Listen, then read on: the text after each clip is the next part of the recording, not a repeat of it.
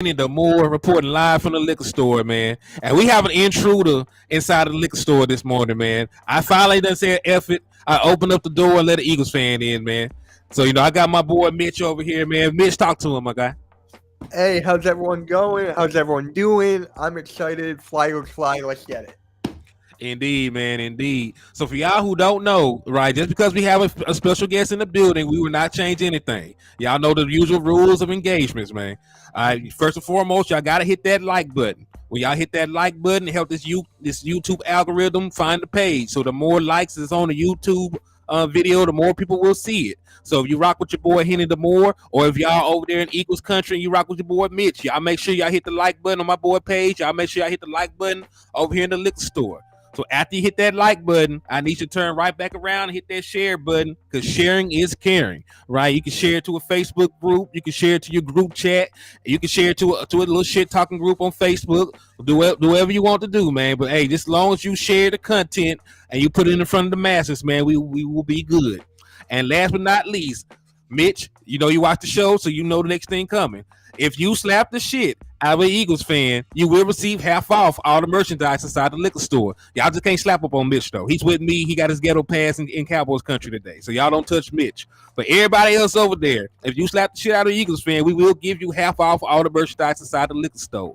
And we got exactly what you need to succeed, man. We got Cowboy Readers, we got gin, we got hen, and everything else under the sun that can make you sin. So tap in, and we're going to get drunk in this Dallas Cowboys content together, man.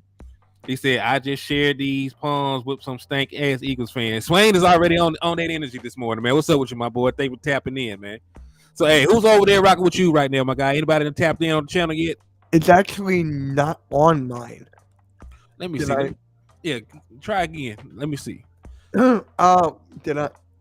Because everything is toggled on. Yeah, it says toggled on mine as well. Oh, it needs access to hold on.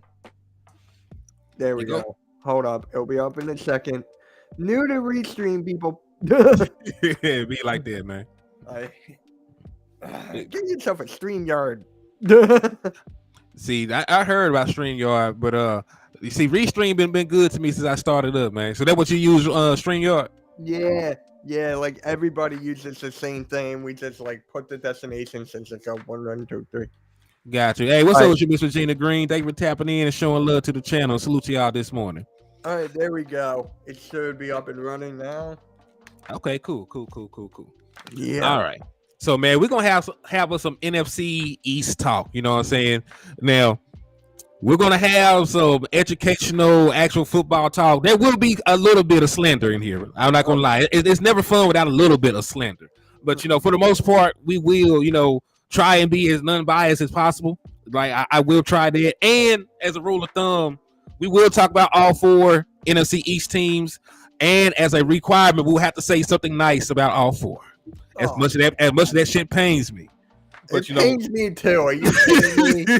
I'm used to going left hand up every time. Bro. We're going to say something good about all 4. Listen, just to show that we are impartial, we're going to say something nice about all 4 teams that we like about their roster or situation or whatever. And then, we'll just talk about the standing of the NFC East. We'll talk about some training camps from both of our squads, and just our projections for the future.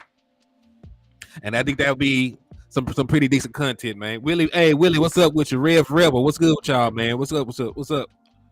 Yeah, I know. Hey, listen, it hurts my feeling too. I never like giving the Philadelphia Eagles props for anything. It's usually all slander, but what I'm saying, we will try to have an impartial talk and show that we can be educated, well-rounded football fans on both sides. So, hey, for people that don't know you, Mitch, tell them a little bit about yourself, my guy. All right. So, I've been an Eagles fan all my life, pretty much, rocking this. I haven't been a huge fan of Jalen Hurts, starting rocking everything. So, mostly on my channel, I do Eagles, Sixers, wrestling, pretty much all that. So, yeah, if you like that, make sure you like and subscribe. Indeed. And if there's anybody over that way that are Cowboys fans or they just like football content, make sure you hit the like and subscribe button over here at HTM Sports on YouTube, man. Damian Crow, what's up with you, my guy? So no, let's talk about it, man. So before we came on here, we were talking about quarterback standings, right? Yeah. So again, So just the parry back around, I said I had Dak Prescott in the top 10. You said you had him in about 10, 11. I have him a little bit higher than that. I'm not gonna lie to you. Like I Okay. had now listen, and I got I got honest reasons why I have Dak Prescott as high as I do. I have Dak Prescott currently right now, at 6, and I'm gonna tell you why I have Dak Prescott that high. First and foremost, when you talk about, the only thing that Dak Prescott does not have on his resume, is like the major stuff, like a Super Bowl win and an MVP.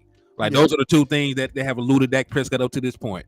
If you talk about wins, right, Dak Prescott has one of the best records in the NFL since he became a starting quarterback in 2016. Granted, wins are not solely a quarterback stat, right? The only thing that actually correlates to a quarterback getting a win on his record is starting the game. They don't have to finish. If they get hurt and leave, if the team still wins, they get the win. If they play so bad, they get benched, but the team still wins, they get a win on their record. So it's not wholly a quarterback stat. But when you look around at the Dallas Cowboys, Dak Prescott, 61 wins, only 36 losses over this time period as a starting quarterback.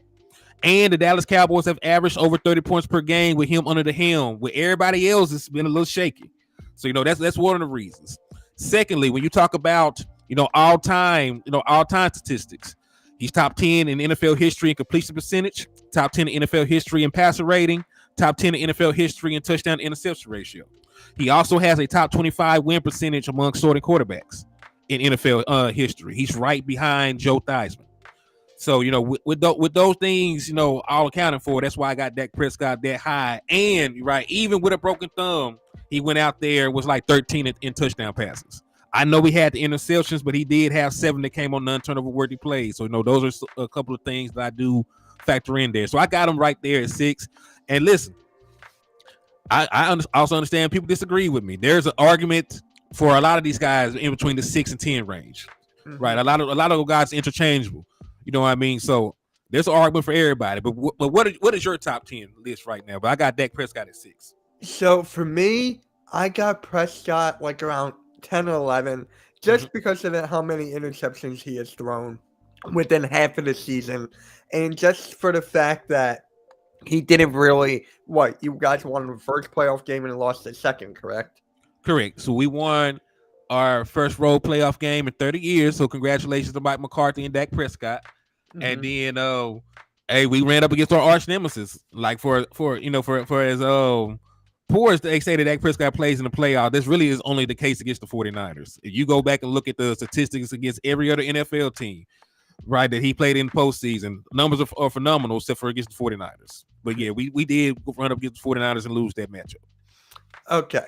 So when it comes to I'm just gonna go to my guy, Jalen Hurts. I got him like 3 or 4 just for the fact that his huge jump from the season before to now. And people are gonna say, look, he's got weapons over there, left, right, and center. You got Smith, Goddard, and all those guys, right? But once you put in Gardner Minshew in there, right, and there was no Hurts, he got injured, he was out. We lost all those games when Minshew was in there. Now, I'm not going to say that Hurts would have won those games, but I would have said it would have been a closer matchup. It would have been better. It would have been closer, and so on and so forth. And then when it comes to the Super Bowl, correct? Yes, he did fumble, but he did tie the game. He did bring his team back to it. He was a real leader. And matter of fact, he should be MVP right now, but of course that's Mahomes. We're gonna get into that whole different topic. But yeah, man, that's why I got Hurts like around 3 or 4, just because of the jump he has made, and for the fact that he did not play those games he was injured. So okay, and I guess that's the difference in between when I do my top 10, everybody else's top 10, because a lot of people base their top 10 just on the previous season. Yeah, like my top 10s are based on body of work mostly. So that's why I'm a little hesitant on putting Hurts too high or too low, just because I haven't really seen much. You know what I mean? Like he had a great season. But as you mentioned, he didn't even play a full regular season. So we're basing this off of 3 playoff games, and we're basing it off of 15 regular season games, so 18 game stretch. So even though he was good in that stretch, right? But I just got to see a little bit more. I want to make sure because consistency is part of the reason that you become a good quarterback in my mind. It's the consistency above everything. I don't need you to be good this year. That we're wondering about you the next 2 years. That you look decent the next year. Like putting, being consistent year in and year out, knowing pretty much what I'm going to get from you is part of the reason. That my top 10 is the way that it is. I still, like Jalen Hurts, but I just don't know if I can put him over some of these other guys right now. Like even Aaron Rodgers, like people are talking about how old he is. He just won MVP, a year before. Like he's a year removed from winning an MVP. So I'm not, just propelling, guys over guys like that just yet. And listen, and that's just how I am because it still took me 2 years before I, recognized Joe Burrow because I went from saying like, hey. Like give me a little bit of time, and I have no hesitancy saying right now I think that Joe Burrow is probably the second best quarterback in the National Football League. But it was based off of two back-to-back seasons. It wasn't just based off of a one game sample, off of a one season sample size. So I guess that where it varies with me. He said all Hurts do is run, so overrated. Well, listen, and that is one thing that we will get an answer to this year because like. He averaged 11 rushing attempts a game last year. You know what I mean? So, like he did run the ball quite a bit. The only quarterback in recent history that ran the ball that much was Lamar Jackson. And they both have, similar results from that. Not saying that they've been bad, but they have not, stayed healthy. Jalen Hurts missed the game due to injury the year prior, and he missed the game, 2 games to injury this year. So, it's just going to be dependent on how healthy they can keep Jalen Hurts. Will they continue to run Jalen Hurts that much with that fresh contract? Right? Those will be some questions I want to see. And, he had some great, metrics, in terms of passing, but he also didn't have a lot of passing attempts. He was like 16th in terms of overall passing attempts across National Football League. So, I don't think that people are going to change their view of Jalen Hurts until and I'm not saying stop running completely because even at 30 years old, I want Dak Prescott to run a little bit more. Mm-hmm. But I do expect people not to change their opinion on Jalen Hurts until he actually, throws the ball a little bit more. Now, for me, people are telling me like throw the ball more, which is fine. I totally get that. But for me, it's all about accuracy. As you can see, his accuracy's been going up and up and up and up. And now with weapons and sure, slant routes, it's not as deep, even though he did improve that. He did improve his deep ball. Now, people can't tell me, like, sitting here and be like, Jalen Hurts did not improve. I was not the biggest Jalen Hurts fan because of accuracy, timing, and everything. So when it comes to Hurts now, and why I'm a big supporter, just because of his hard work and ethic. If people don't how do I say this?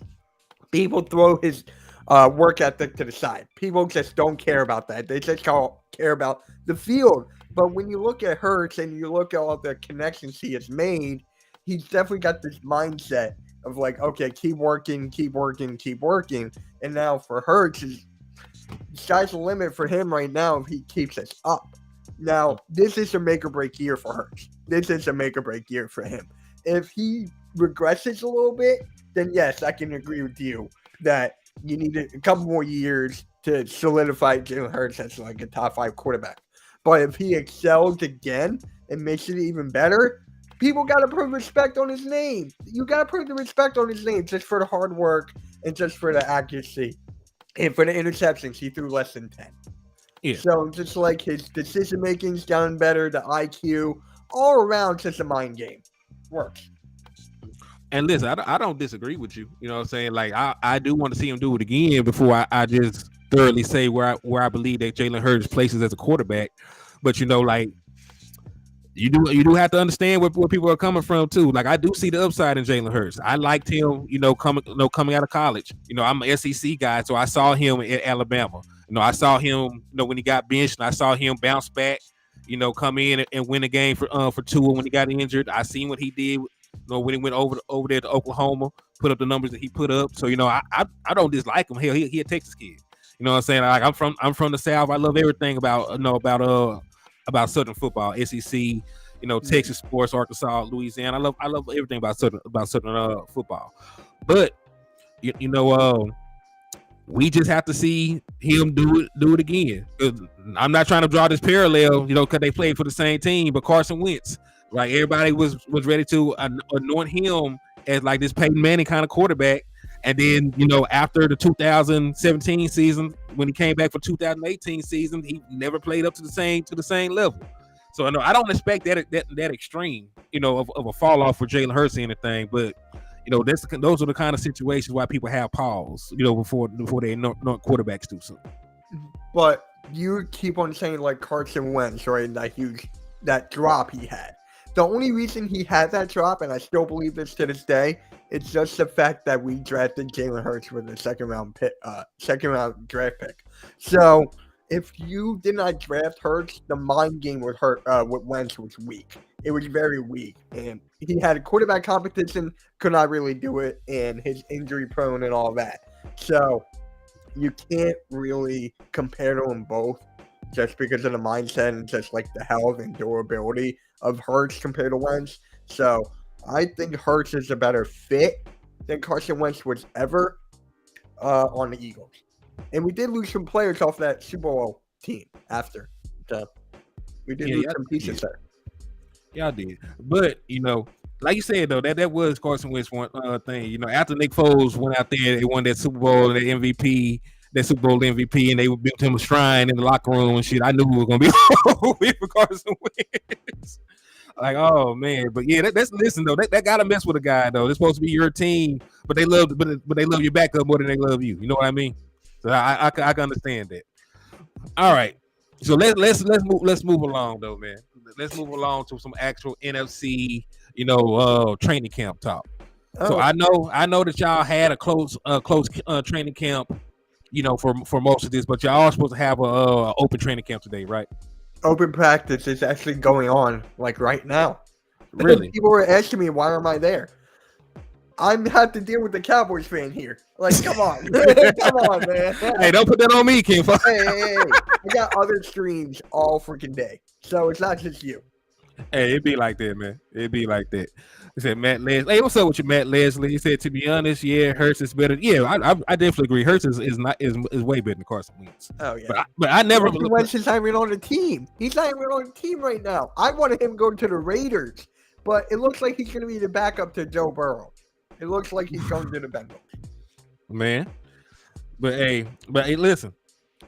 There's a lot of things I like about Jalen Hurts. You know what I'm saying? I don't ever want to be one of those guys that people say I'm a slanderer. I'm a slanderer his ass. Don't get it twisted. It's a rivalry. But I do like him as a player. I just got to see more from the young man. Course, but what's the words coming out from y'all training camp? Right, from like actual. I'm not just saying like overall training camp. What are some players that they reported on that have been excelling, and what are some players that they reporting on that have not lived up to expectations at this point? So for me, who has really excelled are the Georgia players, like Nolan Smith, Jordan Davis, who actually built a lot of muscle. He did not gain weight, but he built muscle, and he's a behemoth, just from what I've seen. I'm like, good luck to the offensive line, whoever has to go up against that. And then with Jalen Carter, he's already destroying the offensive lines. He's already destroying line one. So just like with that future of these two guys, and then Nolan Smith excelling, like, woo, Nelly. And then Quez Watkins. Now, Quez Watkins has really been excelling. That's a guy that I thought was going to get shoved off a cliff. Oh, really? Because I'm the exact opposite. I want Quez Watkins to really excel. I want him to do really well. Because, yes, he did drop the ball in the Super Bowl. We all get that, right? And in the heat of the moment, everyone's like, okay, get rid of his ass. Get rid of him. Quez Watkins got to go, right? He's got to go. So, for me, right, it's just like he's improving. He's got a good competition right now. So, he's like, guys, I'm going to do my own thing. Watch this. And Jalen Hurts been throwing dimes at Quez Watkins left and right. So, that's basically how training camp is going from what I've heard. Okay. What about any guys that you're not necessarily, doing bad, but maybe not playing up to par what people were expecting? Honestly, I was just talking about this with my buddy the other day, and I honestly forgot what he said. Like, training camp, me, it's not exactly my forte. I'm going to keep it a buck. Like, I'm not big on training camp. I am not. It's just like it's training camp. Can we go right to the season? So, it's just like that's all I've been hearing. I haven't really kept track. Gotcha. All right, so on our end, yeah, training camp standout so far. Jalen Tolbert, looks damn near unguardable right now. And again, it's training camp, so like it's not real game situation.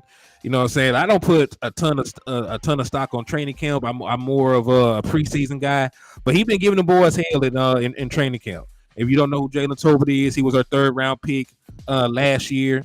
He's a wide receiver from Southern Alabama. Set all the school records there, and 2nd all-time receiver for his conference in terms of yardage and touchdowns. Yeah. So he's a guy that's coming along. I think the shift to a West Coast system has really helped him. Matter of fact, real cool dude was one of the players we had the privilege of interviewing on the platform before. So he really just talked when he came onto the show. He really just talked about when he was over there in Southern Alabama. How he didn't necessarily know the plays, but his coach would just usually tell him the routes to run, and he used to go out there and hell, he put up 1,500 yards doing it that way.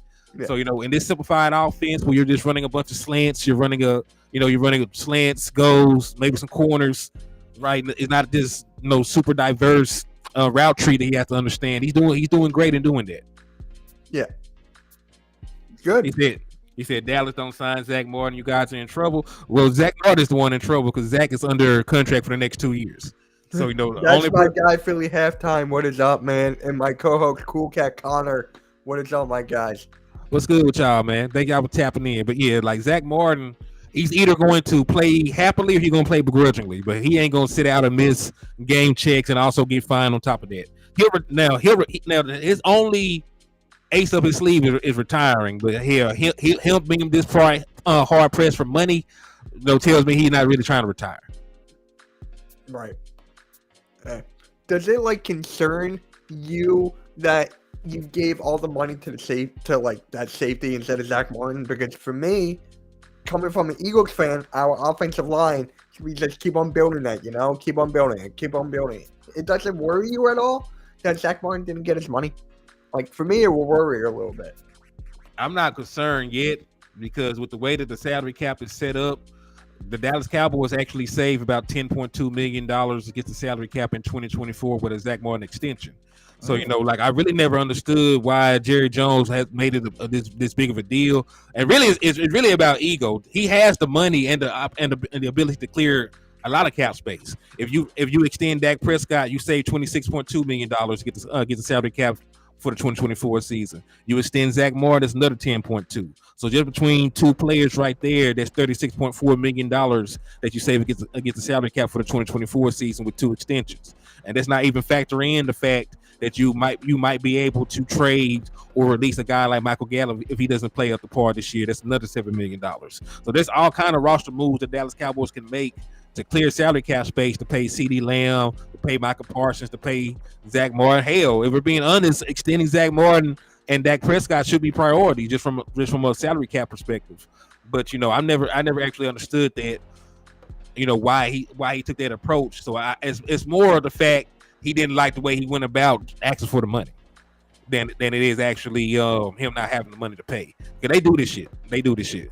Yeah, I mean, we're just content creators and fans at the end of the day. So it's just leave the money to them. But obviously, we're going to have our own opinions about this whole thing. So with that being said, with this whole Zach Martin thing, to me, the Eagles fans are overhyping it. Oh no, the captain, all-pro, whatever, is not getting his money. Let's point and laugh. Obviously, I've laughed, but it's just it's not our forte. It's not for us. Come on now. Yeah, and I'm far from a capologist. There's still shit that I don't understand about it. I didn't know it's fugazi. I feel like we've had imaginary friends growing up that were realer than the salary cap. Yeah. Then the one minute, they're $10 million in the red, and then the next minute, by making this roster move, they've cleared $40 million in cap. What the hell you mean? How the hell you jump up $30 million? Right. That's how it goes, man. He said new nickname for our defense regarding Parsons, the lion and his pride. Okay, I like that. Oh, I sort of like that. I'm not sure how they would feel about that. We got a wolf hunt on the team and some old shit, so I don't know. He said, "What up? Hey, what's up with you, Johnny Herrera?" But yeah, that's the one guy that he's not the one guy because they said a lot of good things about Jalen Brooks, 7th-round pick from South Carolina, had a bad combine due to an injury. He out there looking good. The Movian Overshown, our 3rd-round linebacker, they said good things. He even had 2 interceptions this last open training camp. So he made some plays. The guys who are having a down training camp, I'm trying to really see. I say the running game as a whole hasn't looked up to par, but that also is partly due to the absence of Zach Martin, Terrence Steele being on a pitch camp, and they really haven't ran Tony Pollard a lot. So a lot of the guys that are getting burned are Malik Davis, Deuce Vaughn, not Rico Dow, Jones, but so that might play a part into it. But the running game has not looked as crisp as the passing game. Passing game, I know a lot of people highlight the interceptions, but when you talk about touchdowns thrown, like they've been lighting it up. Yeah. Mm-hmm. Now, when it comes to training camp, like for the Cowboys fans, right? Do they treat it like it's a big time thing? Because that's all I see on Twitter. Well, like they overhype everything. That's what I've seen. Well, we like training camp because it's our first opportunity to see the young guys, right? Because it's Jerry Jones, of course, it's going to be big and fantastic. Like we don't even do training camp in Dallas. You fly out to Oxnard, California, and Calabasas, and you can come out there.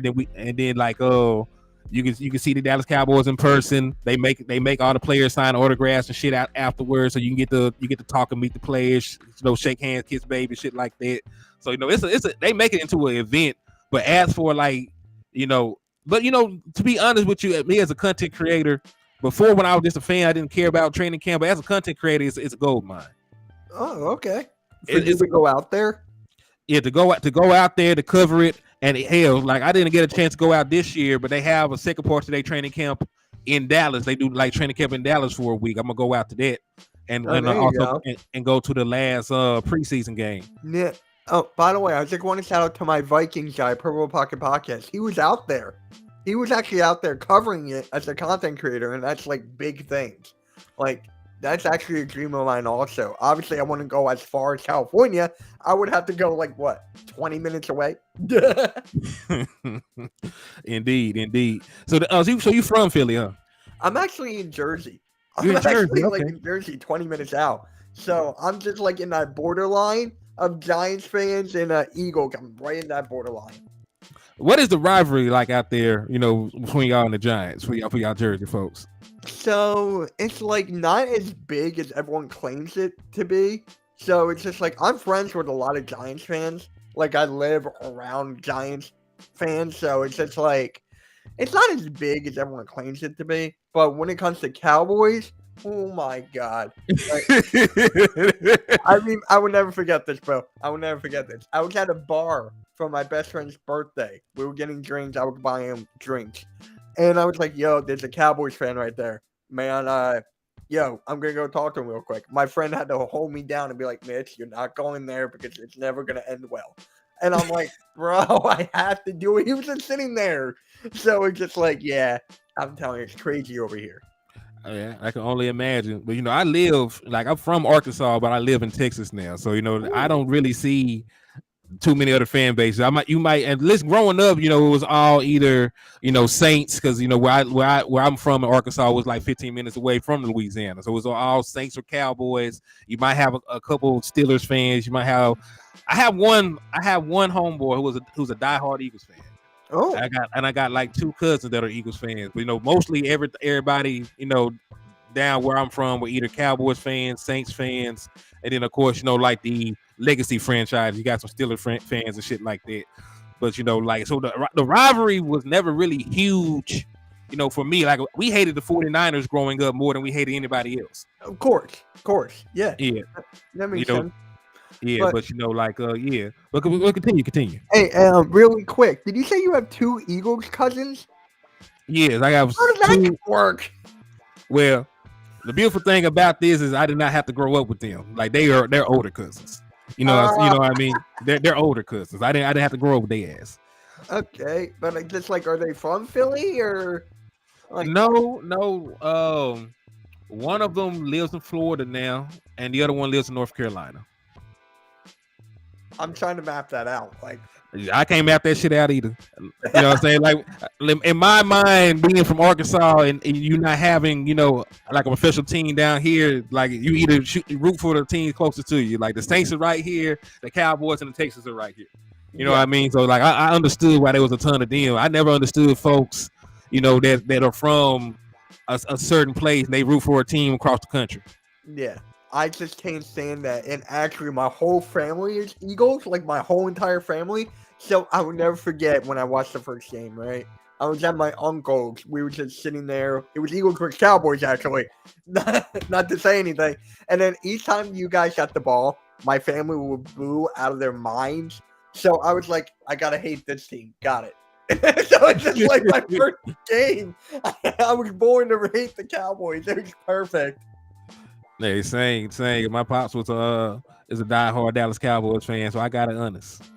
Yeah, it's all good. It's really good when your family's a bunch of Cowboys, how you're like born to it and everything. Same with the Eagles.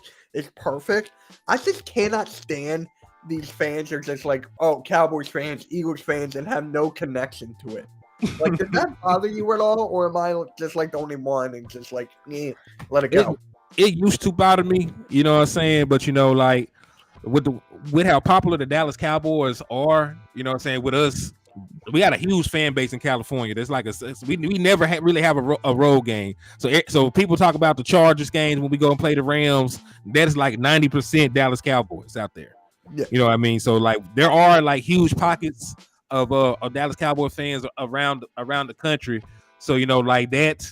It used to bother me, but it doesn't, because like as much winning and stuff they were doing in the 90s, and as poor, because they took the Raiders away at one point out there in LA, the Chargers all the way in San Diego and shit. So I understand, how pockets pop up. A lot of people just go for teams with the winners. Yeah. And guys, actually, how me and you met is actually hilarious. We were both making fun of this Eagles guy. Yeah, so we were actually both talking shit about an Eagles fan, and what brought us together. It's great. I love making fun of my own fan base. There's a Sixers guy who I make fun of constantly. Let's see. I'm a Dallas Mavericks fan. So I keep it all close, all close. So like it's been cool. I like Luka, but I miss the Dirk days, man. Oh my God, Dirk is my second favorite player of all time. So it's just like, yeah, we can go into that a whole nother thing. So yeah, let's get back to the Eagles and Cowboys, man. Let's get back into it. Right, man. So I know people have been talking a lot about schedules. Like we did, and listen, we all make it to events. In the middle of summer, ain't no football on. Like we be grasping for shit to talk about in terms of football. But when your schedule drop, how do y'all feel about your current slate of players, teams you have to play? Y'all got a little rough ass stretch in there. Actually, our schedule is not as bad as everyone claims it to be. Like in the beginning, like before the bye week, it's actually pretty, I say easy. I actually think it's easy before it. I'm pulling up the schedule right now. But after the bye week, that's when it gets tough. Like in the beginning, right? We got, come on, phone, work with me. I know you opened up against the Patriots on the road for some reason. Yeah, we get the Patriots, then we get the Vikings, the biggest frauds on the planet. Then we get the Buccaneers, then the Commanders, left hand up. We get the Rams, Jets, Dolphins, and Commanders, and then you guys. And then after the bye week, Chiefs, Bills, Niners, you guys, Seattle, Giants, Cardinals, and Giants again. So, hey, that schedule is going to really be dependent on how good the rest of our division is. Yeah. Because because some of those gimmies, y'all gonna need some of those layups in the early part of the season. So like I'm not saying because I still don't see nothing from the Commanders outside of their. I think they have better play calling. I do believe in Eric Bieniemy. I don't think they got their quarterback situation resolved. I just think they still got holes. Out in the skill positions outside of Terry McLaurin. I do like Jahan Dotson. I just got to see a little bit more from him. But I don't think they're this superb, units. But the team that worries me a little bit outside of y'all in the division is the Giants. Because they showed, with below par personnel. Even they with had Daniel Jones. Yeah, and that's the thing. Like when you do it, even with somebody like that with worse weapons, and you still are a winning team and win and go and win a playoff game, you pique my interest a little bit. I listen. I'm not saying that they got a great, overall roster, but they got a better roster than they had. And I think Brian Dable is probably one of the better play callers in the National Football League. Yeah. So how's your schedule in the beginning, Bruce? My guy Philly halftime in the chat goes, Dallas is going to have a rough beginning. I think you're going to be 2-5. Hell no. Listen. Let's listen. We're going to go on the road. Because listen, we start off with the New York Giants on the road, right? Yeah. Even with that, the Giants are not beating Dak Prescott since 2016. We've won 10 straight games against the New York Giants with Dak Prescott as the starting quarterback. So I do not believe that we will lose that game. The next game we play will be at home against the New York Jets, right? So that's the next game that we play. That is a toss up, right? Because back New York. We get back to back. We get New York out the way. We get New York Giants. We get the New York Giants. Then we get the New York Jets. That's a toss-up game, right? I believe because the game will be in Dallas and Aaron Rodgers is in a new system, learning it for the first time. We might have an advantage with our defense. So I still call that as a win. Then we'll play the Cardinals, who probably won't have Kyler Murray. Even if they do have Kyler Murray, he won't be 100% healthy at that point. So I believe that we start off at least 3-0, right? Then after that, I got to pull it up now because I only remember the first 3 games. It's tough. It's rough, right? We're not even close, and I'm just like it takes me a little bit to memorize it. All right, so let's see. All right, so Giants, Jets, the Cardinals, and then after the Cardinals, we play the Patriots at home. So that's going to be a home game. Daniel Jones is not walking into Dallas and beating us. We went to their house. When the last time they actually had a competitive team and beat them, Dak Prescott put up 40 points on Belichick's defense. So I believe them coming to Dallas, we still beat them. So that's either 4-0 and 3-1, depending on if you believe we beat the Jets or not. So let's say we don't beat the Jets, we at least gonna start 3-1 because I don't think that the Giants can beat us. I don't think that the Cardinals without Kyler Murray even have a chance. And then of course I believe that we'll beat Mac Jones and the Patriots coming in. The other game that would be hard is the 49ers because we go there. The crazy thing about it, Dak Prescott has never lost a regular season game to the 49ers, but he also has never beaten them in the playoffs. So he's like 4-0. Big games matter. He chokes pretty much. I ain't gonna say that, but listen, when we beat them, they weren't a great team in the regular season. But like the 49ers have had our numbers, but we never played the 49ers in the postseason, without Kellen Moore. The guy that's no longer here, the guy that we, been screaming to get rid of, he's not here. I don't think that Kellen Moore matched up against DeMeco Ryans well. I don't think that it was more of a personnel issue because there were ways to attack that defense that we did not take advantage of. I think with a better play caller, better offensive personnel, right? Because people talk about. I think we overachieved last year. It would be another. I know people, think every year the Dallas Cowboys say we're gonna win a title, but just based on what we had, like our second best wide receiver last year, by the time the season ended up being T.Y. Hilton, who was on the couch for most of the year. He came to Dallas in the Philly game. He ended up being our second best wide receiver in terms of separation and stuff. Like everybody else outside of CD Lamb had a negative EPA when they were on the field. So, like we did not have this litany of weapons that we needed to overcome the number 1 defense in the National Football League. So I think that played more into us losing the last two 49ers games, play calling, scheme over Dak Prescott, right? Because we seen Dak Prescott light up the Packers in the postseason. Even though they didn't win that game, he threw 3 touchdowns, scored over 30 points.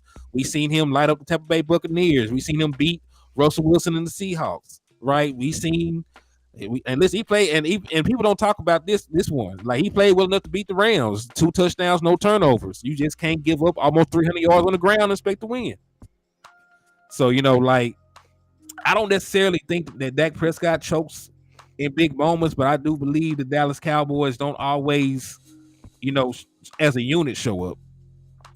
So what's your record prediction for your Cowboys? And I'll give you mine. I got the Dallas Cowboys. Cause when I first said it, I said it's either gonna be 13-4 and 14-3, just based on our schedule, because we don't have a bunch of juggernauts back to back. You know what I mean? Because when we catch a lot of these teams, we're either catching them early or catching them at home. Mm-hmm. So for the Eagles, I got us going either 13-4 or 14-3. Same thing. Philly. Oh, the Philly. We will have our center. Zach Martin is our starting right guard, and Zach Martin will be back. You're thinking about this from the perspective of Zach Martin not being there. Zach Martin is under contract. Zach Martin is under contract this year, and he's under contract for 2024. The only way that Zach Martin is not there for these games is if he completely holds out, which I doubt that he does, or he retires, which I also doubt he does. How old is he? Zach Martin is like 33, 34. Oh. Okay, so we still got a couple more years left. Yeah, it's like Zach Martin, fine. You know what I mean? It's not like, now if Zach Martin retires out of thin air, then I might go back and change my prediction. But Zach Martin, I'm going off of that. I mean, I have a lot of faith in Mike McCarthy. Yeah, you know why I have a lot of faith in Mike McCarthy? Because he beat my team to go to an NFC Championship game. Right.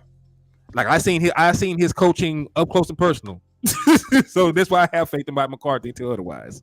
Yeah. And listen, people love Sean Payton. I want to put this in perspective. Mike McCarthy's Super Bowl is more recent than Sean Payton's, but people love the shit out of Sean Payton. It's just like Sean Payton's a great coach.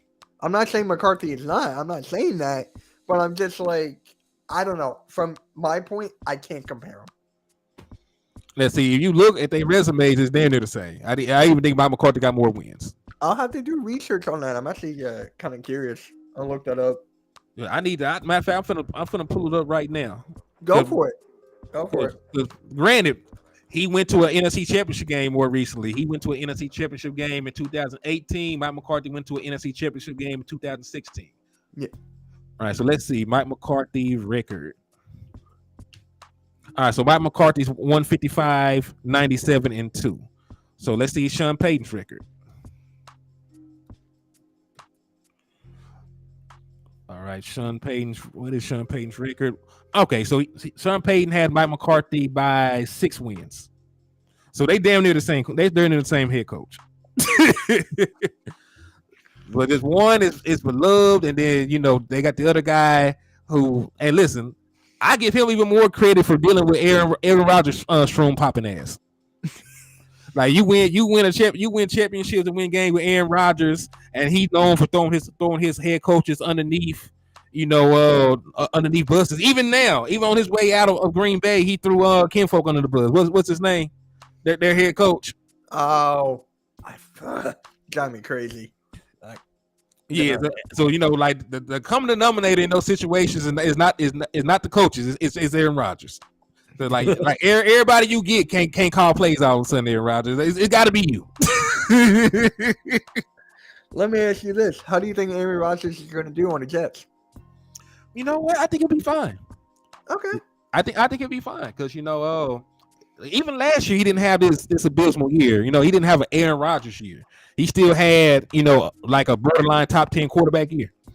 So, I think, as long with that defense giving him more opportunities, because I do believe in that defense, they got a great front seven. They got a good secondary. Not really sold on their linebackers, but that's a different story. But I do think they will be fine. I mean, without Zach Martin, you got to be nervous for our defensive line. I mean, Fletcher Cox, Jordan Davis, Jalen Carter, I can go on and on. I mean, that doesn't I mean, worry you. no, because in my mind, there's not a scenario where Zach Martin doesn't play. I said if. Yeah. I said if though. See, they don't even cross my mind. Now, if he doesn't play, I would be concerned because I don't think we have the backup depth behind him. Because I think if Zach Martin doesn't play, I think Forniak is the next man up. Maybe, possibly. I hope and pray to the guy that don't put Josh Ball out there because he is horrible. But I do like our. And listen, like I said before the show is over, I got to say something nice about the Eagles and the. I don't know how you do this. Like, I don't know how you do that, bro. I'm very impartial, when it comes to things. Like I can separate, shit talking, which I do at a very high level, and I can also separate, being a little unbiased. Like y'all have a better offensive line than the Dallas Cowboys, but I do believe, if we stay healthy, we can have a better offensive line than what we showed. The following season, the previous season, because a lot of people just just quote unquote think the Dallas Cowboys have this great, impenetrable offensive line, when that wasn't the case last year. We didn't have Tyrus Smith for most of the season. We ended up losing Terrence Steele down the line. Even our center missed some time. So it was rough. There were like 17 teams that gave up less pressures. So it wasn't like this top 10 offensive line. There were issues a lot of the season, but I do believe if Tyrus Smith can stay healthy. I like Tyler Smith at the left guard position. Tyler Biadasz, made a Pro Bowl selection last year. Zach Martin is a future Hall of Famer. Then Terrence Steele is one of the highest graded run blocking right tackles in the National Football League. Yeah. He said, "Hey, HTM, hearing you say something nice hurt my ears." It does. It is. It's your turn, man. Say something nice about the NFC East teams. Okay. So it's nice that I'm going to start with the Commanders. Okay. It's nice that how we own them because Josh Harris is our Sixers owner. So it's nice how we own them. So I'm going to say that right there. And with the Giants, I actually like the Giants to a point. So for me, it's just like I like how they kept Saquon. I'm just going to say that right there. If they did not keep Saquon, I really feel like Daniel Jones will regress. If they did not keep him, it would have been a huge blow. And for you guys, I like how you finally won a playoff game in 30 years.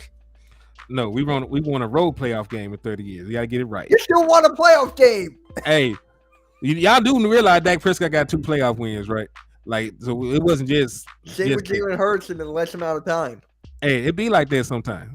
You know what I'm saying? There is no script to winning a Super Bowl. Because let me ask you, what was Peyton Manning's? And I'm not saying Dak Prescott is the same quarterback, but what was Peyton Manning's playoff record going into year 8? I know he didn't win as many as Hurts did. I know that for a fact. 2-4. Yeah, he had the same record. He had the same record right now as Dak Prescott. Okay, you're not comparing Dak Prescott.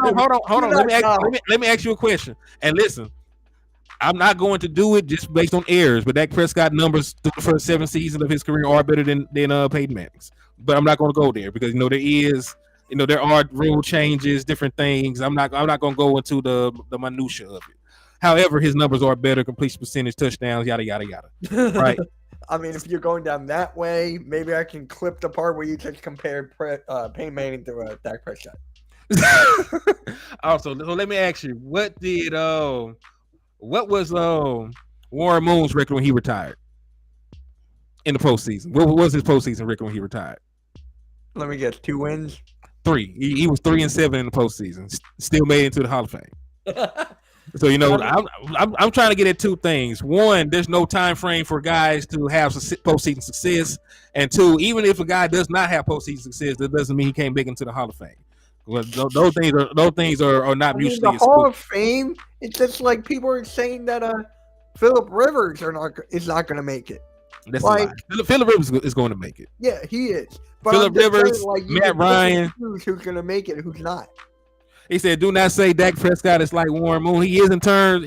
Well, listen, Warren Moon. Y'all love these old quarterbacks and make a bunch of excuses for them. They didn't play in the same era. All right, so we got to discount they shit, right? Because they didn't play in the same era as Joe Namath and them, right? You can make the argument all the way back, like fucking Joe Namath and John Unitas were the ghosts then, right? they played in the hardest rules.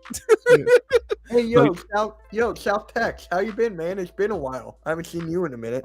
Right, because I'm not the guy that discredit. I don't like discrediting records and statistics just because of the era that somebody plays in. Because you can play that game with every era, right? Because Joe Namath and John Unitas were great quarterbacks that had no real protections. They didn't have great equipment or nothing, and still went out there and won.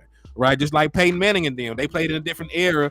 I can't just take away from what they did, them having better numbers just because of the era and so forth. Like nobody. What if the time comes, right, and Jalen Hurts is on the cusp of breaking one of the all-time records? You're gonna have people saying, "Well, he didn't do it back then." You know what I mean? It's the same thing all the way around.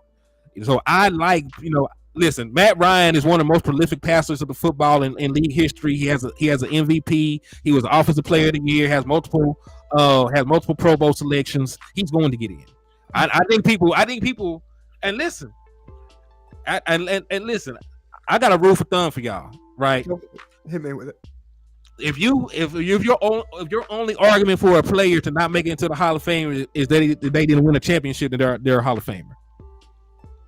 If they done knocked off every other box, they are all pro. They done won MVPs. They got a great record. They're one of the most prolific in passing and shit like that. They're a Hall of Famer. Because listen, you got guys with lesser resumes that are already in. Like, yeah, but when you go to, like, who said it? I think it was Danny. They put whoever they want in the Hall of Fame. But I'm just saying, Jim Kelly deserves it. Dan Marino deserves it. There are players that deserve it that did not win a Super Bowl. So it's just like Fran Tarkenton, another guy in the Hall of Fame didn't win a championship.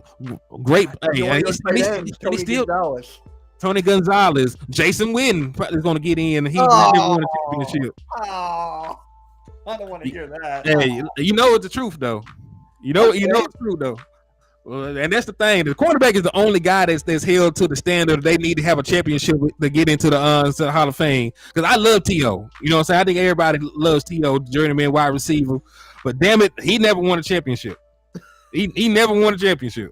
And his ass is in there. All these great wide receivers that never won. Larry Fitzgerald definitely belongs in the Hall of Fame. Never won a championship. You know what I mean? So, like, I don't understand why the quarterback is the only player on a 53-man roster that's held to the standard of having to win a damn championship. It's just crazy. And then you look at the running backs, right? Like, you just look at the running backs too, Barry Sanders, and like, it's crazy. Like, the standards for the Hall of Fame it's insane. I mean, the Hall of Fame is a joke. Like the NBA, for example, they're a bit different. Like, we can talk about that later, like another time. But it's just like Hall of Fame in every sport. It's a joke. In my opinion. Yeah, it's not about championship as good. He had numbers, but it's not simply about numbers. Shit, tell it to Hall of Fame voters. But at this point, I want to agree with you. Like, it shouldn't be, but they've shown a pattern of, if your numbers are good enough, you're going to get in. Hell, same thing about Matthew Stafford. The moment that he won his Super Bowl, like, he's a Hall of Famer. Y'all weren't saying that shit about him until he won that title. He still had great numbers before then. So this one championship, and he didn't even win Super Bowl MVP. So this one championship has propelled him from being somebody that y'all you just frown your face over. You mentioned Matthew Stafford. You went from there to like Matthew Stafford, man. And by the way, halftime hit it right on the head here with this whole thing with Jim Kelly, and he has a hot take that people are gonna question. He says that Joe Burrow should be the next Jim Kelly. That's a horrible thing to be. I mean, if you're a Bengals fan, it's a horrible comparison because Jim Kelly was a great quarterback. It's just he never won a championship. Super Bowl. He thinks Joe Burrow would go there like 4 times and never win it. That is a horrible thing to believe. I'm telling you, it's a hot take. That is a hot take. Speaking of a hot take, do you put any credence into the last 17 quarterbacks that went to their first Super Bowl and lost, never going back and winning. Do you put any credence to that? Because it's like a 35-year thing. Right. You think that Jalen Hurts will be the first person, or Joe Burrow, right? Because he also, people don't talk about that. He went and lost, so he falls into that curse. So do you think either one of these guys will be the first quarterback to break that curse? Hopefully it's Hurts.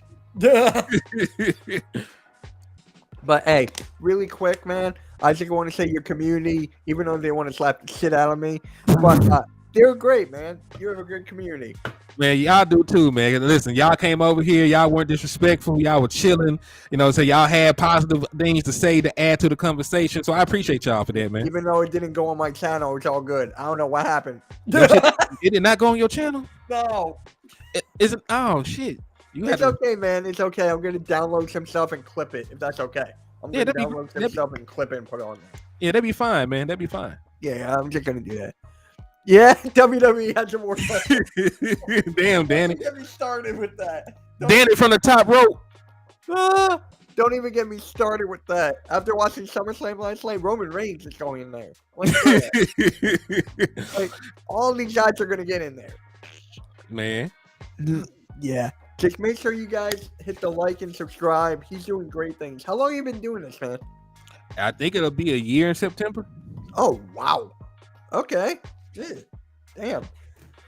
Okay. Yeah, so I think it'll be a year in September, man. So I think everybody over here.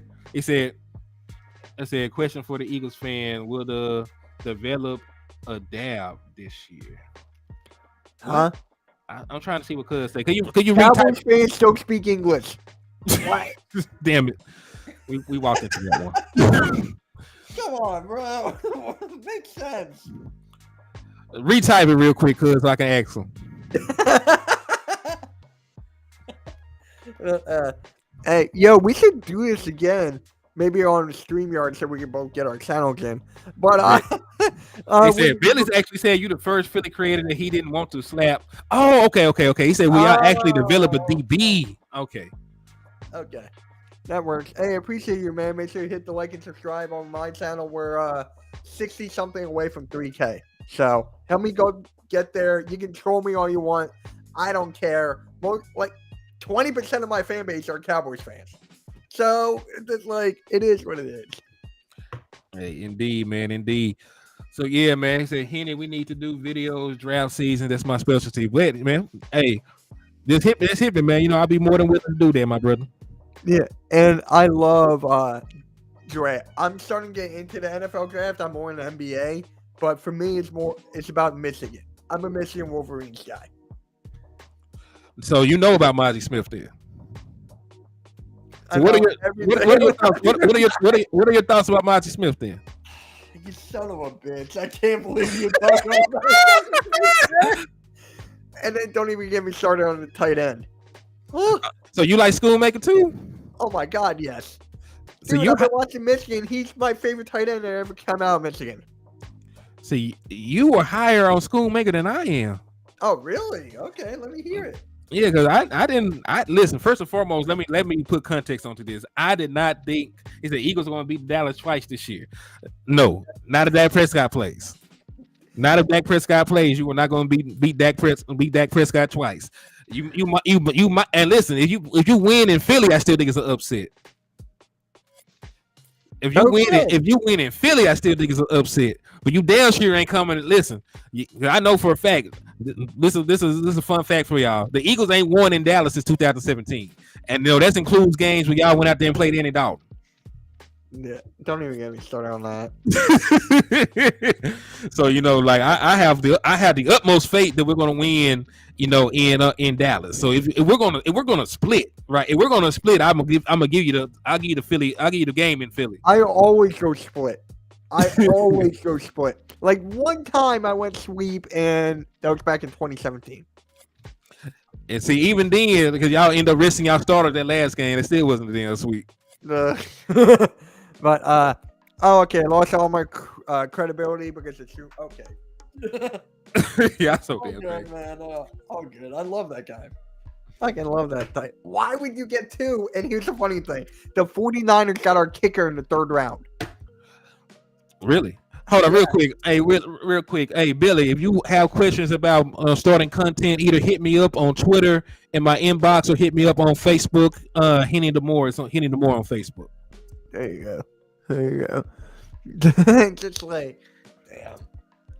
Now, 3 of see, my missing guys went to my rivals. 3. man, it be like that sometimes. But I was happy as hell when we went and got Margie Smith because I had him pegged as the best one take in the draft. You can make arguments about there being better overall defensive tackles, but run stoppers, I had him as the best. Yeah. Okay. Yeah, I love Magic Smith, man. He was such a great pick. Oh, man. But yeah. So let's talk about Trayvon Diggs real quick. I just have this one question. You think he got overpaid? Do I think he got no? Matter of fact, I think he got underpaid by what the market value is. Wait, what? Let me show you. Let me show you something. Let me show you something. Over the cap. All right, by positions. Then let's go to cornerback, and then I'm finna screen share so we can all see it. Go for it. All right. Okay, Danny, whatever you say. All right, so boom. Team All right. friendly deal. Yeah, peep this. All right, can you see it? Little bit, but yeah, pretty much. All right, I might have to move the way this thing is around, make it just a little bit bigger. Oh, that's better. Okay. That's better, yeah. Okay. All right, so peep this right here. So if you go down here, oops, went a little bit too far. All right. So Mr. Alexander right here makes the most money per year, 21. Denzel Ward makes 20. Jalen Ramsey makes 20. Marlon Humphreys makes 19.5. So there's 4 guys right there. So per year money, Trayvon Diggs is only 5th, right? 19.4. He did not reset the market right there, right? All right. So total value. Let's click on that. So total value, the highest contract is $100 million by Denzel Ward, right? Jalen Ramsey is a little bit less. Marlon Humphreys gets 97.5. Marshawn Lattimore gets 97, and then Diggs' first contract is only 97. So that's 4 guys right there. So he did not reset the market in total value either. All right. So total guaranteed money. Let's go there. Total guaranteed money. Denzel Ward makes 71.2. Jalen Ramsey 71.2, Marshawn Lattimore 68, Marlon Humphrey 66, Tre'Davious White makes 55. Diggs' total guaranteed money is only 42. So there's 5 guys that got more total guarantees than Trayvon Diggs. He did not reset the market there. Fully guaranteed money. Okay, but then when you talk about on the field, right? How many times do you get blown by? So for me, it's just like when this is the thing. This is the thing. That's why we always talk about narratives, right? People used to use like yard surrender for Trayvon Diggs, right? He gave up this many yards, right? Could somebody tell me who led the league in yards surrender last year? Don't know because it wasn't Trayvon Diggs, right? Who led the league in yards surrender the year before that? Right, in 2020, who led the league in yards surrender before then? Couldn't tell me because they didn't give a damn. Right, because hey Colt, man, I see you in the freaking chat. What's up with you, Cole? So yeah, it's a thing. Like there's been plenty of corners that giving up 700 yards or more in coverage. Marshawn Lattimore being one of them. He just gave up over 700 yards in like the same year that Trayvon Diggs did. Right, like all these guys, give up yardage. Really, when you look at a corner, like most times you judge them off of pass deflections, off of interceptions, and touchdown surrender. Right, those are usually the things that you judge a cornerback by. It's only been when Trayvon Diggs was setting records and getting interceptions, playing out of phase because the coaching staff asked him to. Right, because listen, nobody gonna play trail technique every damn game unless you're instructed to do that.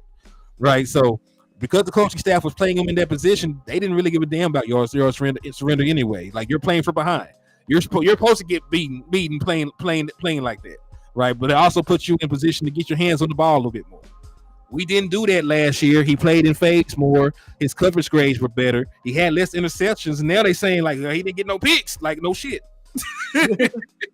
I mean, he went from like how many interceptions did he have last year? He went from like what 11 to what like 3. What? He went from 11 to 3, right? But you know that's part of it. You're either going to play out of phase and take all these risks and jump all these routes, or you're going to play sound coverage and just get the handle your ball on the ball, you know, on the minuscule times that it comes to you. So you know it's not that he can't play like that. They just asked him to be a little bit more sound. They asked him to play a little bit more, you know, a little bit more bump and run, right? And you know, I mean, because he kept on getting burnt. Of course, they got to change it up a bit. And but that's the thing. You're supposed to get burnt when you play out of phase. If I let you run past me and try and bait the quarterback into a throw, right? Am I getting burnt, or am I playing out of phase? Because that's the technique. That's called trail position. That's called trail technique for a reason. They just did not have him play trail technique as much this year. It's never been an issue of him being able to play in coverage. That's why he got drafted. Right, that's what he did in Alabama when he went on that national championship team. He played sound lockdown coverage. When he came to Dallas, because we needed to try and get our hand on the ball a little bit more, they asked him to play more trail. They asked him to take more risks, and we lived through the results. He gave us some yards, gave him a couple touchdowns, but he also got 11 interceptions. So you know, like you can't be mad, you know, at your dog for biting somebody when you tell him to sick. You tell your dog to sick and they go in there and they bite a chunk out somebody's ass, you can't be mad at them for doing that. So if you tell Trayvon Diggs, hey, go out there and gamble a little bit, right? We'll live with it. Right. You can't be mad at him when he gives up a touchdown or a blown coverage because you asked the man to jump the damn route. Now, what was the record from when Trayvon Diggs had 11 interceptions to 3? Like same. It was the same record. 12-5 to 12-5. Oh, okay. So record-wise, it was the same. So it did not improve. It did not do anything. So yeah, if they go back to that, if they go back to where he was in his rookie year, gotta wait and see how the team does with that move. Yeah, but you gotta wait and see. But you gotta ask yourself: Do you cherish, you know, the turnovers more? Or do you care about the coverage more? But he can give you both. Like you can ask him to go out there. You know, play, and we play a lot of cover one. We play a lot of single high safety with man across the board, and you know we might, you know, roll out some cover 2 to throw it up or some cover 3. But mainly it's going to be man on man with a cover 1 and maybe a robber underneath. So when you're on the outside, right, do you cherish or value, you know, his ability to stick with a guy, right, and prevent the ball from being catch, or do you value more the interceptions? Because he can do both for you. Right, so it's just from a philosophical standpoint of what you want to see Trayvon Diggs do, because he's shown that he can do both. Matter of fact, as a gambler, he made an All-Pro selection. You know what I mean? So I just think now that we got, you know, better, you know, and we got a better cornerback too, and Stephon Gilmore on the other side. You don't have to take as many risks. The ball's going to come to you, you know, regardless. Right, the ball is going to come to you regardless. You used to be able to pick on Anthony Brown sometimes.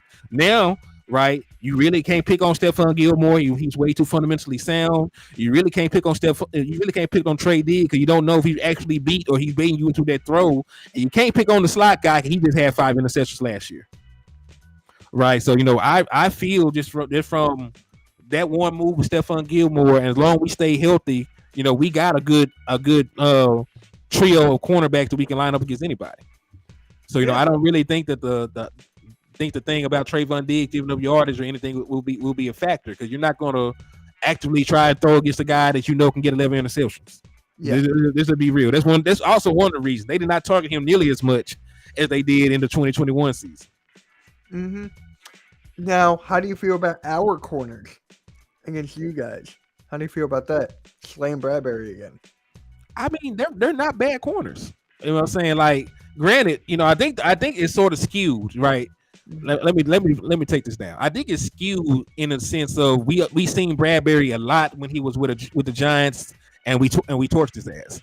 You know what I mean? So that stays in a lot of Dallas Cowboys fans' minds. Of course, you know, a defense is all connected. The Giants did not have the front seven that y'all had, right? So of course, he was going to get beat. So like he's in a better situation. He's playing besides a better cornerback in Darius Slay. So I think because of that, he's been better. Do I fear him? You know what I'm saying? I don't necessarily say that I fear him, but I do respect them as players. So I think that y'all got a good tandem of corners.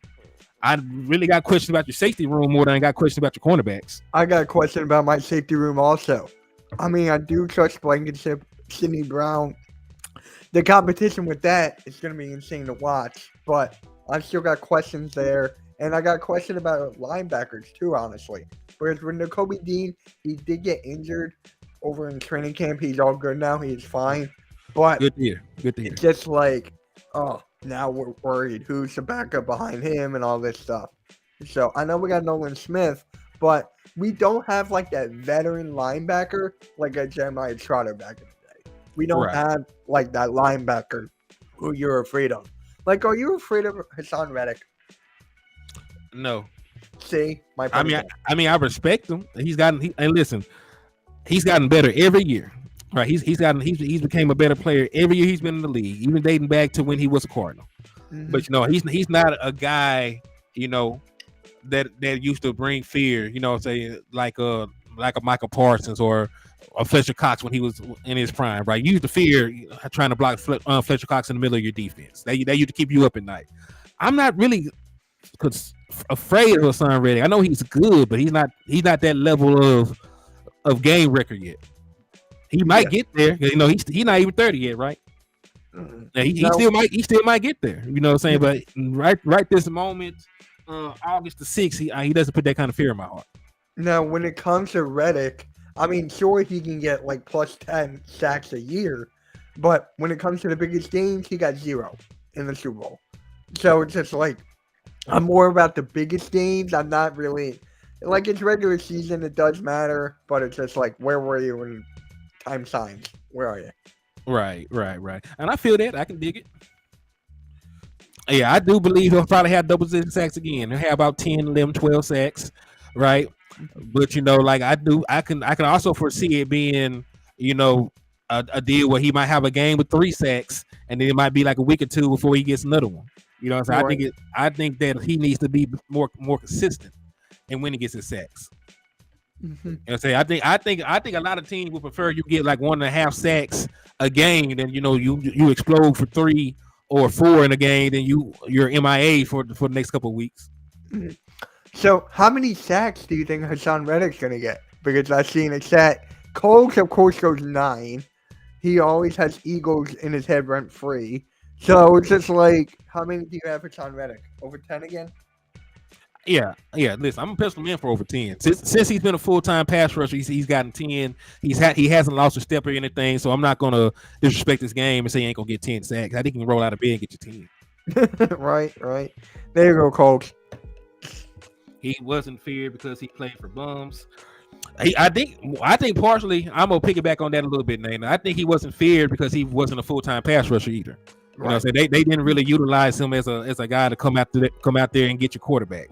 Now, towards the end, that's what they used him for, and of course, that's what y'all use him for. But at the same time, like getting sacks in the NFL in this passing league does not have the same kind of mythos as it used to have. There's so many guys that get 10 sacks now because they throw the ball 50 damn times a game. You're gonna always get an opportunity to rush the passer. Well, a 50 is probably hyperbole, but you know what I mean. You know what I'm getting. Now, halftime. I don't know if Hassan Reddick's going to get to 16 or 17 sacks. I got him for like 11 at most, 11, 12 max. I don't have him going 16. Yeah, I got Michael for about 15. I got Micah for 14. And that would be a natural progression because he went from 13 to 13 and a half. Yeah. Right. He got a half sack better these last 2 years. So if you go to that natural progression, it will be 14. I'm gonna give him 15. Just off the love for Micah. Mm-hmm. I'm gonna give him 15. But it's really it's really not about how many sacks you get. Like you said earlier, it's about when you get them. Like I would prefer you get a sack. in the fourth quarter, when they're when the other team trying to make a comeback and kill their dreams, they get a sack. The first 10 minutes of the game. Like I think it had different impacts for the outcome of what's actually going on. Like, it's cool to get a sack whenever you get a sack, but I prefer a two-minute drill. They trying to drive Michael Parks to come up with the sack for loss. Now it's third and 20. You know what I mean? Like that's the kind of shit that has more impact on the game than just getting a random sack on like second down in the second quarter or some shit. You know what I mean? Yeah, of course. Man. So I got Michael. He said 20. I would love for that to happen. Don't get me wrong, but I'm gonna be a little hesitant before I throw that out there. Yeah. So how do you feel about that? The Eagles traded up for Goddard, knowing that Cowboys were gonna get him. That one of them. So back in the gap. Yeah. When they got Dallas Goddard. I mean, we got Goddard. We traded him up just to get him over you. Yeah. I mean, the Dallas Cowboys don't pay tight ends any damn way. So he probably would have ended up on somebody else's team by now any damn way. We definitely did not pay Dalton Schultz, even though I think he was deserving. He had like top 10 tight end production.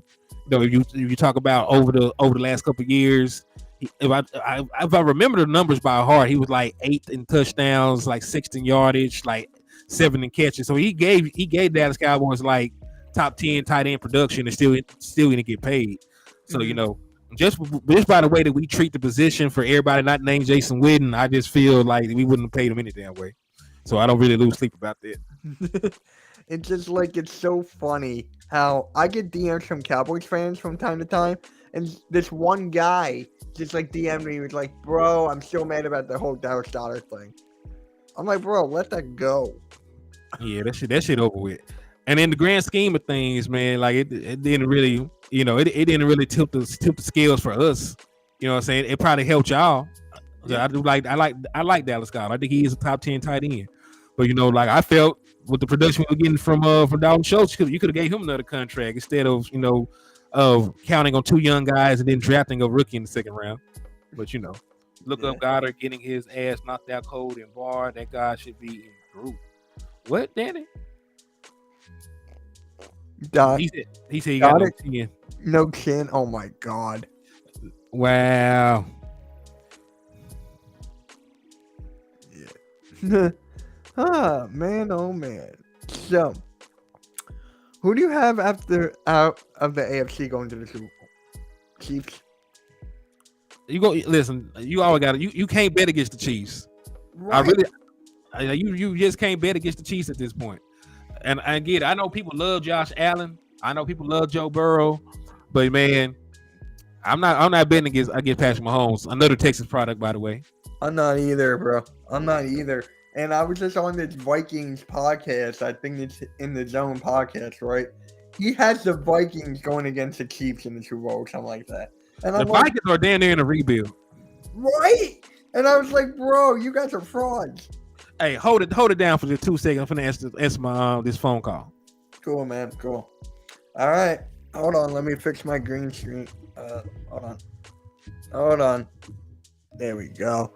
So, hit me with the Cowboys fans. Hit me with it. I'm not afraid of you. I'm not like all these other Eagles fans on Twitter. So, hit me with it, bro. Fucking hit me with it. I'm telling you guys. I'm telling you right now. When it comes to the Cowboys, woo-wee. It's just funny how I'm not saying all you guys in the chat here.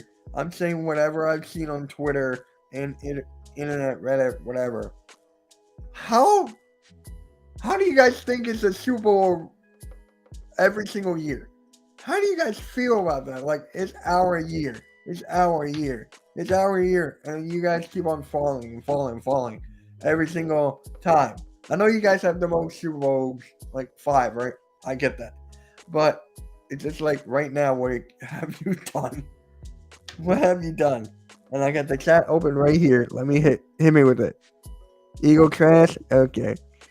Don't sleep on Ferguson. Wait, can I? Oh, I can't even bring up the chat. I don't. Gold. Eagle trash. I mean, come on, guys. This is your chance. I'm the only one here. Dak makes tight ends better. Chokes benefit. Okay.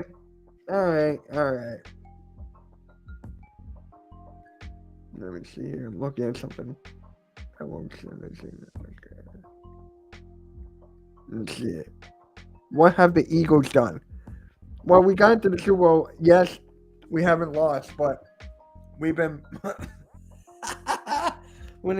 I've just been toying with you guys, man. The Cowboys fans. How does it feel that you guys say it's every single year? I mean, come on. You don't say that. Hey, what? Are we gonna win every year? Yeah. I mean, what team does not believe that they have a chance to win the championship? Before everything kicks off. I still feel like the Browns and shit. Like when you're a competitive team, like the goal is always the Super Bowl. But as things go on, you get a more of a vivid picture about where your team stacks up. But you're supposed to believe in your team. I mean, yes, but there is a time where you got to be realistic in how the teams are built. Like for me, I care about more realistic than optimistic. So I'm not like one of these guys who go 17-0, 16-1. No, that's not me. When it comes to this team, how it's constructed, I go based off that, right? So it's just like, and then you have Panthers fans saying they're going to win the Super Bowl. I mean, case in point, though, right?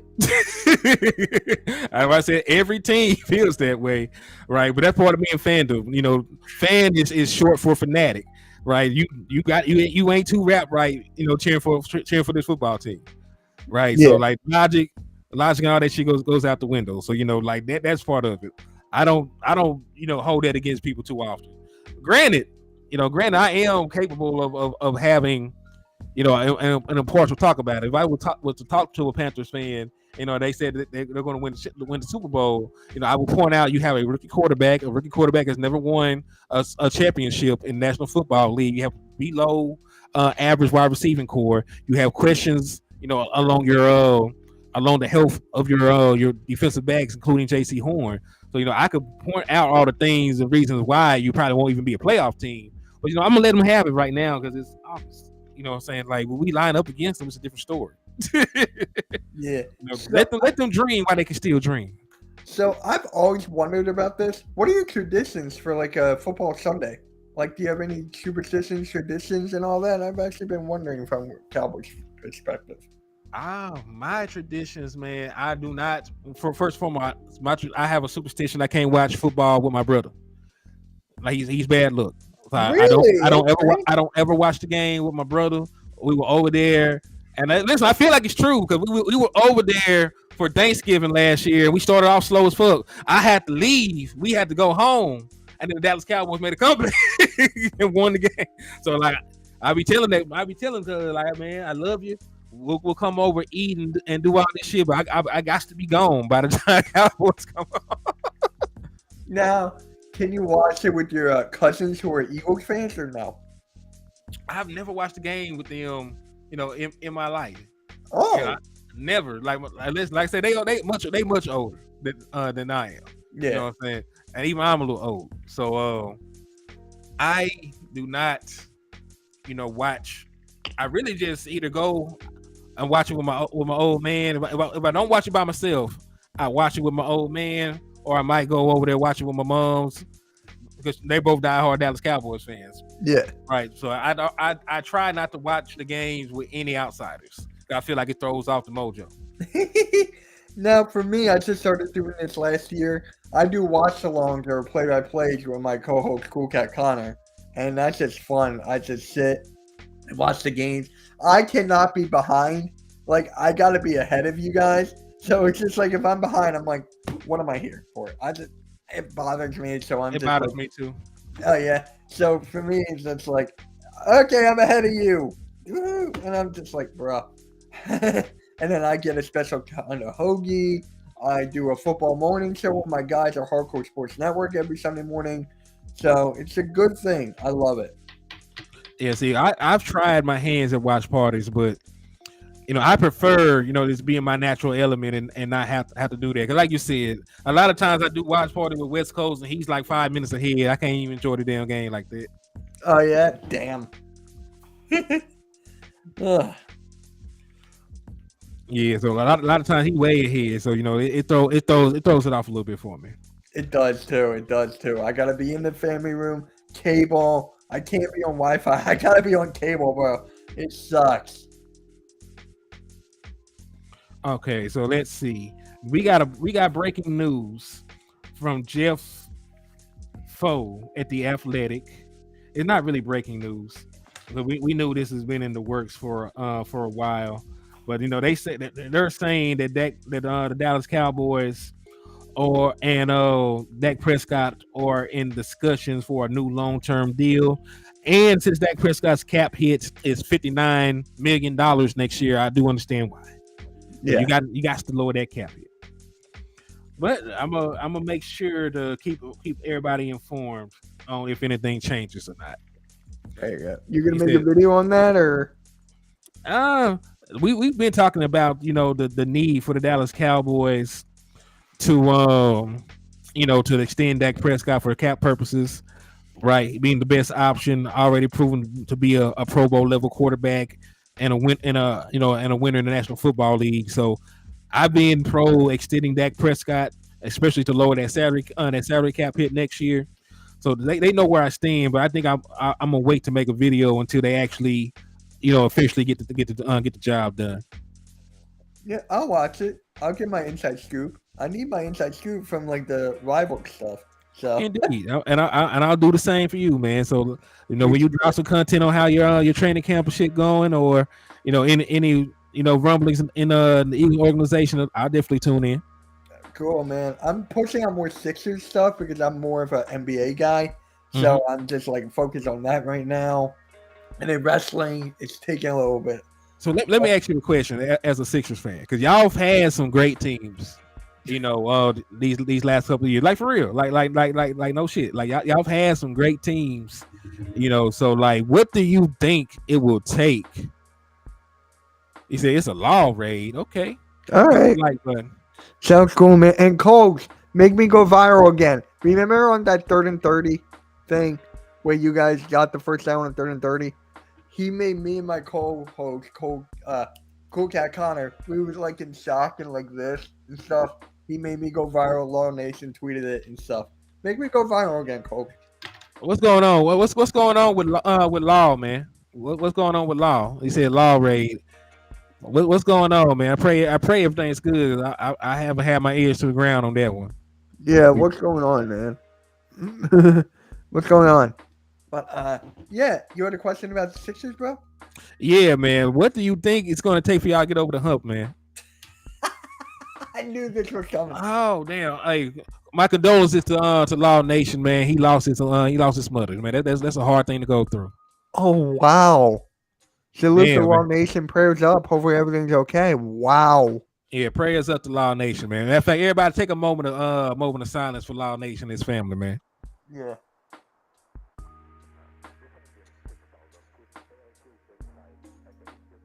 Amen. Yep. Right there with you. So when it comes to the Sixers, right? Mhm. I feel James Harden's got to go. Okay, that's number one. Tobias Harris got to go with his contract.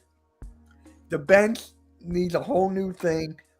I'm telling you, we're looking at 2024 offseason, not 2023. We're Shit. taking a gap year because with that offseason, you got Pascal Siakam, OG Anunoby, Klay Thompson. So we're gonna have more max money. We're focused on that and not this. So it's just like Sixers are in hell right now. Even though we got Nick Nurse and all that, we're in hell. Man. Well, I say you never know, man. But see, I'm not. I just don't know, man. Like I be feeling like y'all had a squad together. I just don't understand how it fell apart. Do y'all think it was coaching? Do you think it was do you think it's Embiid? Do you think that he should be the number one? What do you personally believe? So it was definitely up to coaching with Doc Rivers. I wanted him gone for like years and years. Whoever knows me on the Sixers fan, I hated Doc Rivers. Like he had to go, right? James Harden fell flat. We knew that was going to happen. He had a couple games for 40 plus. Okay. When the big time matters, nothing. Joel Embiid gets injured. Joel Embiid still plays. Doc Rivers has him out of 3-point line. So it's just like, we need something else here. And Maxey needs to be the number one. Tyrese Maxey needs the ball in his hands to just keep on going. Joel Embiid is still going to get 25 to 30. But with Maxey, that it's a future. And with Embiid's championship window closing, it's like something's got to happen. People are telling me they need to blow it up. And I'm there. I'm not there yet. Sixers podcast tonight. More info on that, 8 o'clock Eastern. Indeed. And Willie, he lost his mother, unfortunately. Oh, But yeah. man. But yeah, and listen, I felt the same. I damn near feel that way about Jason Kidd for my roster. I did not like the way that it ended last year, but I'm willing to give him I'm willing to give him another year. You know what I'm saying? He just took he just helped that team get to a conference championship game. So I'm gonna be patient, but I didn't like how last year played out for my Mavericks. So I understand where you're coming from the coaching standpoint. Yeah. And by the way, Trey, the Sixers or Dallas Mavericks are a better team than Sixers. I'm taking a screenshot on that, and that's going to be on Twitter. So enjoy. Oh man, not going anywhere with Kyrie. Yeah. Oh, you don't believe in Kai? Not with the defense with him and Luka. Hey, we got other folks to play defense. I didn't need them to put the ball in the basket. I will figure everything else out. Matter of fact, 50 pounds. He's doing reverse dunks. So it's just like, Kyrie, you need to do something, bro.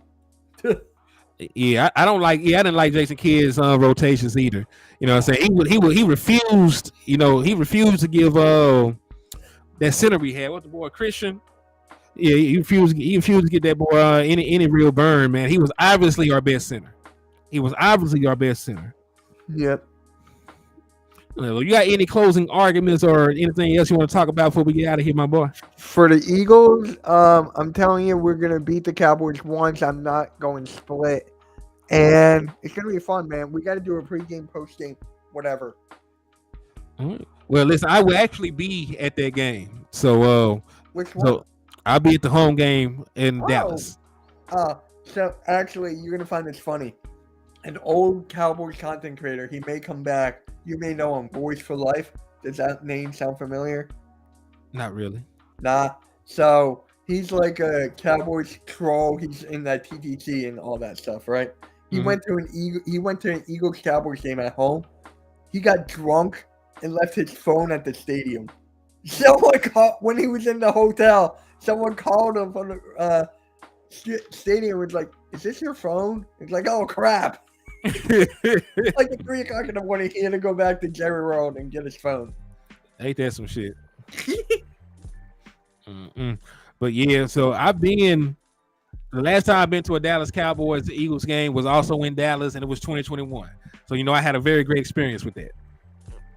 Yeah, I haven't been to an Eagles game in God knows how long. The last game I was at was 4th and 26. You know that game against the Packers? Uh-huh. That was the last game I was at. So Damn. I might go to the Commanders one this year. Everyone's begging me to go. Begging me, like Tom States. All these guys are begging me to go to a game. And I'm like, nah, man. I like being at home in air conditioning in front of TV. I love it. Hey, ain't nothing wrong with it, man. I said you get to enjoy the game the way you like to at your house. So shit, I understand that. Like I said, if I wasn't, making content, I probably wouldn't go to as many as I do. Yeah. But yeah, listen. I already, now that I think about it, I already got a bet that the Dallas Cowboys will sweep the Eagles. So I got to go. I got to hold on to it. What is the bet? Oh, some kid had hit me on Twitter. He said if the Cowboys sweep the Eagles, then he'll wear a Cowboys jersey, and vice versa. So I might have to go find me a Michael Vick throwback and throw it on. Hey, you might have to get a Kelly Green. Gotta get a Kelly Green, bro. These are fire. Yeah, but hopefully that's not the case. No, hopefully I can just laugh at the boy when he posts his Dallas Cowboys jersey. Now, do you know the guy Philly Notion, the Eagle content creator? You know that guy? Not really. I'm not too in tuned, with your content space like that. Coles will know where I'm going with this. He bet with what was it? I think it was Boss. I think it was your cousin. I think it was Law Nation. All of them. That he would have to stream and eat in a Cowboy stuff for the rest of the week for like the whole week or whatever. So he had a green screen with the Cowboys logo. He was dancing to "We Them Boys" and all this shit. It was Oh, fun. damn. It was funny. Damn. So he went outside. J Tuck. That was it. J Tuck. Thank you. Oh man. He said Michael Vick Atlanta throwback. Hey, that's classic, man. That's classic. Question, Mitch. Will Jalen Hurts have 165 carries again this year? That's a good ass question because with the running back group we got, right? We got DeAndre Swift, Rashad Penny, Kenneth Gainwell, Boston Scott. We're gonna leave to the New York Giants, so we got the giant killer there, and then we got Trey Sermon. He's not gonna do much playing time, but gonna be. I don't know. It's going to be tough. We got the best offensive line in the game. We got the best running back group in the game. So it's going to be tough. Hopefully less, in my opinion, but I think you were hopeless. Also, it's going to be dependent on the health of those two running backs, too. Because they're fine running backs, but, you know, the best ability is availability. And that's not a skill that either one of them have shown in great, you know, spades over the course of their careers. So, you know, hopefully, you know, and listen, Dallas Cowboys have been successful with a lot of reclamation projects. Malik Hooker, who couldn't stay healthy at all in Indianapolis, you know, plays all the time now, and he just got a nice extension, right? We kept Randall Cobb healthy for an entire season after he had numerous injuries. So it's going to really be up to your coach, to your training staff. If you got a good medical staff and good training staff that can help these guys stay healthy, then, you know, you might have you something in that running back room. But if not, you know, like shit. Now, when it comes to the medical staff, what's going on with the Bengals, man? Like, Joe Burrow had a torn, like, he injured that hamstring the day before, and they didn't play him. Now he's out. Like, what? What is going on with them? I don't know. And then it's not like Joe Burrow has you know, he had injuries his rookie year. What was it, an ACL? Yes. So yes, I don't back know. Next year and goes to the Super Bowl. Like, the guy's insane. Yo, Kleenex, appreciate it, bro. Appreciate it. Make sure you like and subscribe over to my channel. I'll be rocking this all the time. Man. Yeah. Huh? Man, I don't know. I don't know, man. They got to figure that shit out. They got to invest more in their protection for their quarterback. You can't, like, just because he was able to, you know, to take him to a Super Bowl with a below average line, that line cost him the Super Bowl. Right. The offensive line, man, is so bad. It is terrible. He got sacked 9 times and still won the game or something like that. Yeah, it's abysmal. They got to figure that out. He said Smith and Penny will play 10 games combined. That is one of the worst case scenarios for the Eagles. That would be the worst thing ever. And I'm like, what? You know what's funny? As soon as Derrick Henry wanted to be traded, all the Eagles fans are like, get Derrick Henry. I'm like, bro, we got one of the best running back groups in the game. We don't need Derrick Henry. Crazy. Let's see. When the last time Rashad Penny played? What's it like? The whole season? I mean, like a couple of years ago? Never.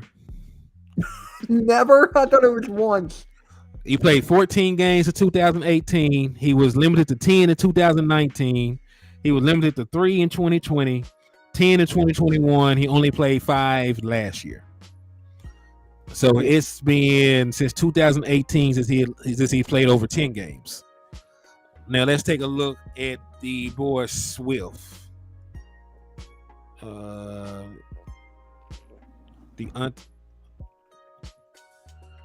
DeAndre Swift. He only been in the league since 2020. All right, so he actually played. He's the one that's actually played some games. He's played 13 games at least every season. So I think DeAndre Swift by default is probably going to end up being the guy that's your number 1 running back. Yeah. Because that's a guy I would trust a little bit more. Now, when it comes to Gainwell, right, I feel like he can take a big leap. He's going to have a tough competition, but he's not going to be like in the wayside. He's going to improve, especially in training camp. he's going to want the number 1 running back spot. He's like, no guy's going to take my spot. So I think Gainwell's going to take a big of a leap. I think Gainwell will be a red zone back. Probably so, because I'm not saying that DeAndre Swift is like is like super undersized, but he's a short guy. Saying you might want to get a bigger back for the goal line situations. Yeah, I can't disagree with that. I mean, Boston Scott is not to be in the red zone back. No, not at all. Not at all. But hey, man, I do appreciate you for taking time out your day to stop by and rock with your boy, though, man. I appreciate that. Of course. So if you guys want to troll me on my channel, calling you all out, here's YouTube, Twitter. Go for it, bro. I'm not running from any smoke. I'm telling you. There's this guy who used to do YouTube like about 10 years ago.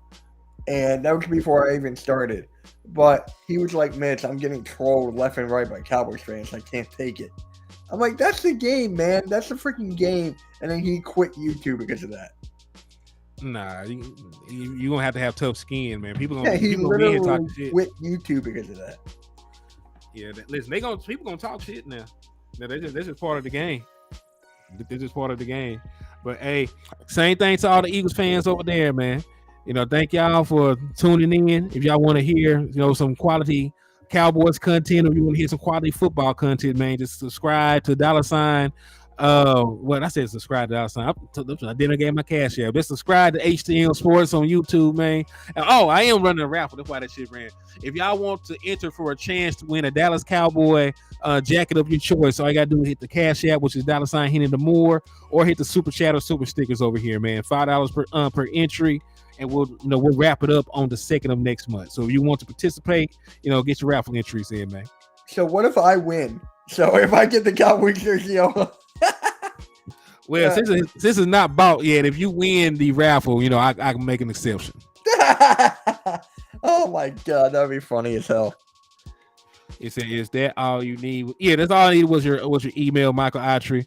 I'm gonna get with you in the next couple of days, and I'll make sure I get that to you. So he said, I sus when I'm right and we can talk. Well, listen, when you wrong, I want you to show it too, family. I'll DM him your Twitter. So he got you, man. He got you. Already. He got you. Oh, man. I'm just going to tell you guys right now, it's going to be a hell of a football season. I cannot wait. Woo, Nelly. I'm telling you, man. With these Vikings guys and now Cowboys guys wanting me left and right, I'm in both communities, really. Like, damn. Hey, it be like that, though, man. But, hey, ain't nothing wrong with a little healthy banter, though, man. Oh, hell nah. Nah. You want to hear something funny? I troll people, like, every now and again. I made this guy quit the internet twice. And then he comes back. And then he blocked me from everything. I can't even contact him. And then this Sixers guy, I made him look so bad that he deleted the video on me. I'm like, what's going on here? Telling you. Indeed, man. Well, yeah, man. We're gonna go ahead and wrap this up, man. Again, thank everybody for tapping in and showing love to the channels and the content, man. Y'all the real MVPs out there in the chat box. But I'm finna go to the gym. So God bless y'all. I'm gonna get at y'all good people, and we out, man. See you guys.